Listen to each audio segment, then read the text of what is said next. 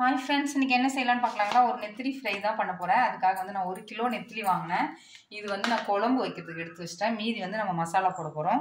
இதில் வந்து உப்பு போட்டுக்குங்க. என்னுடைய மெத்தடில் நான் செய்கிறேன். சூப்பராக இருக்கும் இது. அப்படியே கொஞ்சம் மிளகாத்தூள், மஞ்சத்தூள். இங்கே பாருங்கள், ஒரு தக்காளி இப்படி வந்து இந்த சாறை மட்டும் புழிஞ்சு விட்டுருங்க. இது அப்படியே புழிஞ்சிட்டு இது எடுத்துருங்க. இது வேண்டாம், இதை அப்படியே மிக்ஸ் பண்ணிவிடுங்க. இப்போதைக்கு இதை போட்டு கொஞ்சம் தனி மிளகாத்தூள் போட்டுக்கலாம். நம்ம அப்போ தான் கலர்ஃபுல்லாக இருக்கும். நமக்கு காஷ்மீரி மிளகாத்தூள் இருந்தால் கூட போட்டுக்குங்க. தனி மிளகாத்தூள் கொஞ்சம், நம்ம குழம்பு மிளகாத்தூள் போட்டிருக்கோம். தனி மிளகாத்தூள் இப்போதைக்கு இது அப்படியே ஊறட்டும். நமக்கு இங்கே பாருங்கள் ஃப்ரெண்ட்ஸ், நல்லா நமக்கு ஊறி இருக்குது.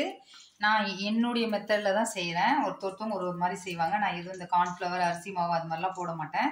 இங்கே பாருங்கள், இது இதாகிட்டுருக்கு. இப்போ ஒன்று ஒன்றா இப்படி எடுத்து போட்டுருங்க. எண்ணெயை நல்லா நிறைய கூட எடுத்து போடுங்க, ஒன்றும் பிரச்சனை இல்லை. இது கிழங்கா மீன் ஃப்ரெண்ட்ஸ். இதுவும் நான் வந்து கொஞ்சம் போட்டு வச்சுருந்தேன் மசாலா. இதே மெத்தட் தான், சேம் மெத்தட் தான். செம்மையாக இருக்கும். இது உதிரி உதிரியாக போட்டுருங்க.